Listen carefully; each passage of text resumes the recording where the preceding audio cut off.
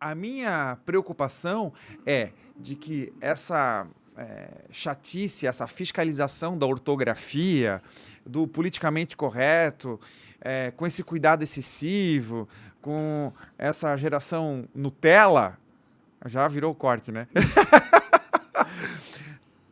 Vire o mainstream, como você está dizendo. Mas já viraram.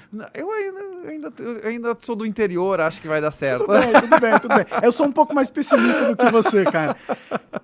Eu tenho uma amiga minha que foi fazer uma faculdade privada e o que eles usam lá como regra é o pronome neutro. E é uma faculdade, está ensinando, ela tem a autoridade de ser uma faculdade e eles estão validando esse tipo de narrativa, que não faz sentido nenhum. Você já viu uma pessoa neutra? Eu não conheço uma pessoa neutra. Ela pode ser uma coisa ou outra, mas neutra ela pode ser uma mistura de duas coisas. Mas neutra ela não é. Tem que... agora, para você quiser identificar o sexo biológico, tem que colocar XX ou XY. Sim. É a única forma que eu imagino que não vai criar polêmica para você perguntar como a pessoa nasceu. Qual vai criar polêmica. Será que vai criar polêmica? Mas hoje em dia tudo cria polêmica, cara. Mas a pessoa não tem como alterar o XX e o XY. Não sei, elas XX têm. ou XY. A cabeça delas podem alterar toda a realidade da vida para caber dentro da ideologia dela. Então é difícil. Mas assim, às vezes as pessoas confrontam, por exemplo, essa coisa de falar de forma neutra, né? Eu disse, mas qual é o problema de falar gordes? A pessoa pergunta gordes. Daí eu disse, por que falar gordes? Aí a pessoa diz assim, primeiro que não é gordo, é obeso. Então seria obeses. Eu prefiro gordo do que obeso, né? Obeso é bem mais pesado, né? Mas tu vê que é muito... subjetivo, muito é totalmente mas, subjetivo. Enfim, o que eu quero dizer mas tu tá reclamando que é assim, mas tu defende a liberdade de expressão. Eu já fui confrontado com isso. Assim, cara, eu te dou a liberdade de expressão. Você pode falar todes se você quiser. Isso! Você só não precisa me obrigar. Isso é liberdade de expressão. Duas coisas. Primeiro, não precisa me obrigar. E segundo, o fato de eu te deixar falar como você quiser não significa que está certo. Sim. Está errado, inclusive. Sim. Porque o português não é assim que escreve. Então, é a falsa ideia de uma coisa achar que está em conflito com a outra, enfim. Eu recebo esse argumento direto, né? Ele fala assim, Monark, por que você está reclamando da liberdade de expressão dos outros? Eu falei, cara, você tem liberdade de falar, mas eu tenho liberdade de criticar o que você falou. Você ter liberdade de expressão não significa que você não é passível de críticas no que você disse. Óbvio que você pode falar o que você quiser, e óbvio que as pessoas podem criticar da forma que elas quiserem o que você falou. Mas as pessoas não entendem isso. Eles acham que a liberdade de expressão que eu quero ter é eu poder falar minhas coisas e ninguém me criticar. É claro que você pode me criticar, você só não precisa destruir a minha vida. Você só não precisa me caçar, falar que eu tenho que morrer, me chamar de nazista quando eu obviamente não sou, entendeu? Cara, mas é que a liberdade de expressão tem um fator que as pessoas esquecem. Ele é muito maior do que você ter o direito de falar. O direito à liberdade de expressão é dos outros todos terem direito de ouvir.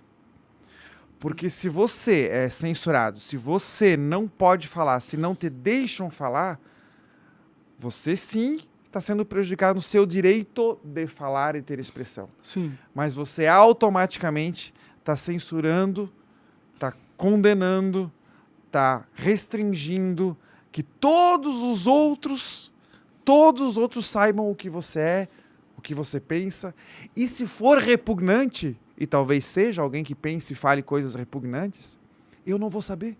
Sim. E aí, se eu não vou saber, imagina, eu não posso saber se ele é a pessoa ideal para eu contratar? Sim. Para eu votar? Para eu casar? Por isso que eu acho que o nazista tinha que ter liberdade de expressão. Eu quero saber quem que é esse filho da puta. Eu quero saber, você é um nazista? Ótimo, eu vou me afastar de você. Ou no mínimo vou tentar te convencer de que você é um burro do caralho. Por isso que eu acho que ele tem que falar, entendeu? Não que eu gosto do que ele fala. O segundo ponto.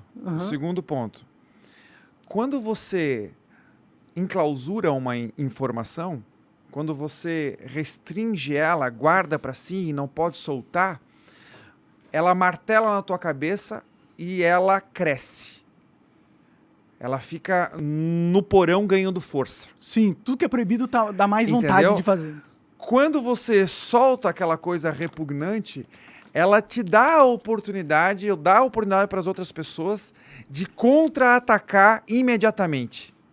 Para combater. Ideias se combate com ideias melhores. Sim. Só assim que vence. Então, eu quero que as pessoas falem. Agora, por exemplo, nós vamos eleger pessoas que vão administrar o teu dinheiro, cara. Uhum. A tua vida, metade do que tu produz. Como é que eu vou dizer para não falar o que ela pense, cara? Mas eu quero que fale, eu quero que vá pro debate, que dê o microfone. Sim. E que eu torço para que fale asneira. E como falam, né? Uhum.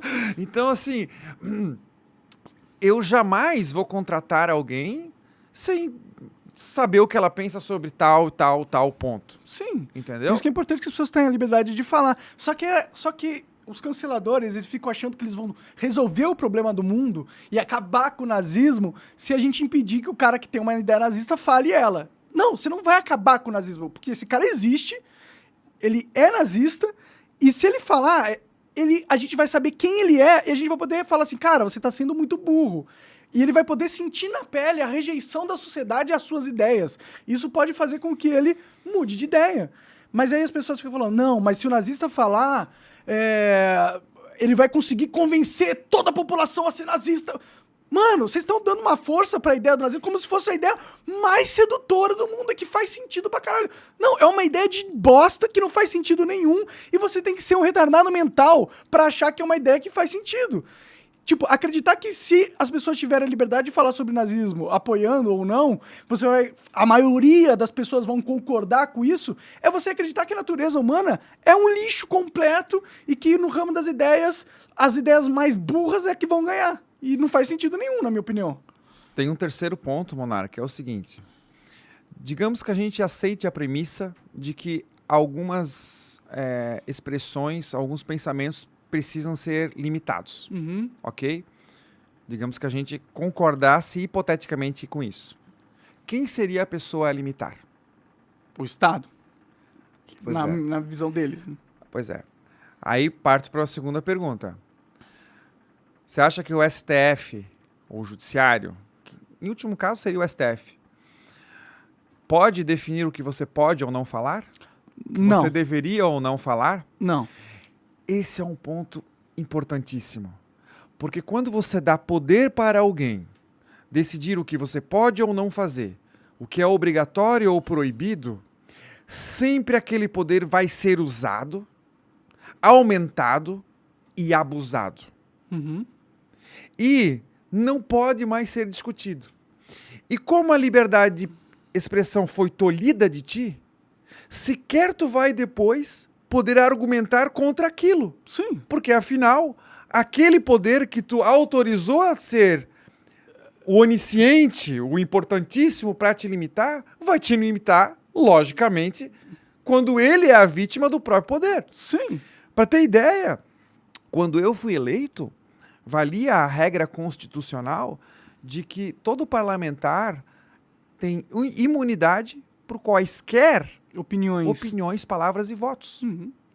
E o STF alterou a terminologia de quaisquer, apesar do dicionário ainda não estar alterado, para quaisquer não ser quaisquer. Existe uma flexibilização, uma relativização, entendeu? De que o quaisquer não é sempre quaisquer, entendeu? Mas de que forma? Porque quaisquer é quaisquer. Como que eles relativizam isso? Cara, contorcionismo semântico, de interpretação. É meio bizarro, né? A gente vive num país onde o STF ele não cumpre a Constituição e ninguém fala nada. E ninguém faz nada. Eles estão simplesmente virando uma ditadura do judiciário. O Brasil tá virando essa porra. Os caras estão mandaram o cara prender o cara por 8 anos e 9 meses, porque com um cara que era um parlamentar, que inclusive tava a prerrogativa dele poder falar quaisquer opinião. Isso foi quando a gente foi eleito. Agora o STF já disse que não é bem assim. Mas ele não tinha o direito de falar que não era bem assim. Eles não têm o direito de interpretar a Constituição da forma com que eles querem. Por isso que eles têm que seguir a lógica objetiva do que está escrito. Por isso que eu digo que a culpa, às vezes de propósito, às vezes não é da população. Todo mundo discute o quê? O segundo turno da campanha presidencial. Quem pode pedir o impeachment do ministro do STF? O Senado? Senado. Em quem você votou em 2014 pro Senado? Eu não votei em ninguém. Pois é. Esse é o cara que tá lá ainda, que o mandato é 8 anos, podia fazer o impeachment do ministro do STF. Sim. Mas a população não tá nem aí. Entendeu? Sim. O que eu quero dizer é que as pessoas cobram dos políticos o fim das coisas. Por exemplo, eles querem a saúde, eu quero o meu filho no colégio, eu quero asfalto na rua, eu quero que resolva o problema do STF. Mas a população, os eleitores, não pedem o que precisa ser feito para chegar nesse fim. Ok? Para fazer uma boa saúde, a infraestrutura, não pode ter o fundão. Não pode gastar com o que não precisa. Tem que reduzir despesa. Isso ninguém pede. Só se pede o fim. Associações comerciais, eles fazem uma coisa que chama voz única, demandas da associação, demandas da sociedade.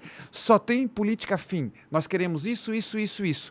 Ninguém pede o que precisa ser feito, o que o parlamentar deveria fazer para alcançar esse objetivo. Sim. Entendeu? Que a gente não tem essa visão complexa, né? A sociedade... Até pouco tempo atrás, a maioria das pessoas nem sabia que o STF existia. Pois é. Eles foram saber agora há pouco, que eles começaram a aparecer na mídia, que é outra coisa absurda, né? Só o Brasil tem um STF midiático do jeito que é. Nos Estados Unidos, os caras do STF, eles ficam quietinhos. O trabalho deles não é aparecer na mídia, não é convencer as pessoas de nada, é julgar a lei de forma objetiva. Isso é um outro problema, porque eu fiz direito e, enfim, desde o início da minha formação, a gente sempre aprendia de que o juiz é uma pessoa imparcial, é uma pessoa que vai ponderar os argumentos de um lado, ponderar os argumentos do outro lado, e aí depois chegar a uma decisão. O que acontece hoje em dia? Ela dá a entrevista, eu não consigo falar 15 minutos contigo sobre aborto sem que você perceba qual é a minha posição sobre aborto. Sim. Entendeu? Impossível. Então, melhor não fazer a entrevista. Essa é a recomendação. Segundo, na hora da orientação, ao invés de ponderar as posições dos dois lados, eles fazem ao contrário. Eles tomam a decisão e depois procuram argumentos para justificar aquela decisão. Entendeu? Isso está sendo feito tanto no judiciário como no legislativo. O que é um grande problema. Sim, porque eles não estão tomando uma decisão baseada numa discussão interna muito foda. Eles já sabem, eles querem porque é favorável para eles de algum motivo, e aí não importa se é bom para a população. Só precisa arrumar os argumentos. Tem a desculpa, né? Sim. Mas não é meio bizarro que a gente tá aqui sentado conversando, falando que o STF jogou fora a Constituição e fez algo que é ilegal, tá legal? Não é meio bizarro que a gente tá conversando isso, a gente sabe, a gente entende essa realidade, mas o povo brasileiro não percebe o absurdo e o quão a democracia... Porque todo mundo fala do Bolsonaro. O Bolsonaro é uma ameaça à democracia, é uma ameaça à democracia. Mas, pô, tem outros dois poderes ali que também são uma ameaça à democracia. Tá ligado? Percebe que a gente tá tudo discutindo problemas gerados pelo Estado ao tentar resolver os problemas do Estado? É briga de elefante, quem se machuca é a grama. Entendeu? Sim, total. O que a população tem... O que a população... Pensa comigo, cara. Não tem como odiar esse sistema. Só não tem como não odiar. Entendeu? Mas as pessoas não odeiam. Elas botam a culpa... Porque acham que o problema dela não ter saúde é porque o STF é isso, porque o Legislativo é isso, porque não sei o quê. Não, cara. É porque eles existem. E porque eles brigam. E porque o foco do trabalho, dos recursos levado a eles... serve para eles se manterem e se brigar. E não fazem o que deveria e muito menos enviam os recursos para onde deveria ou de onde eles nem deveriam ter sido tirados. Sim. Entendeu? Sim. Isso tudo que tu estás falando, ataque à democracia. O parlamentar disse isso, foi preso. O STF... Cara, isso é tudo problema interno. Sim, sim. Com consequências negativas geradas para nós. Sim. Eu te pergunto, qual foi a decisão ou proposta legislativa da Assembleia Legislativa Estadual de São Paulo ou do Congresso Nacional que alterou positivamente a tua vida? Não, nunca nada positivo veio do Estado pra mim, cara. Tudo que eu tenho eu construí sozinho, apesar do Estado tentar me impedir. Pois é. Então, qual é a reflexão que a gente tem que fazer? Que o Estado é um parasita. Não serve pra nada. Porque não serve. Serve para incomodar, para atrapalhar, para serve pra nada desanimar, para recolher parte dos nossos recursos, né? E, na verdade, eu nem odeio tanto assim o Estado, porque eu defendo ele em todas as situações em que ele preste um serviço melhor, mais barato e mais rápido que a iniciativa privada. Mas não existe nenhuma situação. Tá bom, então me dá uns exemplos aí. Você acaba de assistir um corte do Monarch Talks. Agradeço demais, mas se você quiser ver o vídeo na íntegra e acompanhar ao vivo todas as transmissões, você tem que ir lá no rumble.com/monarch para não perder nada. Segue a gente lá.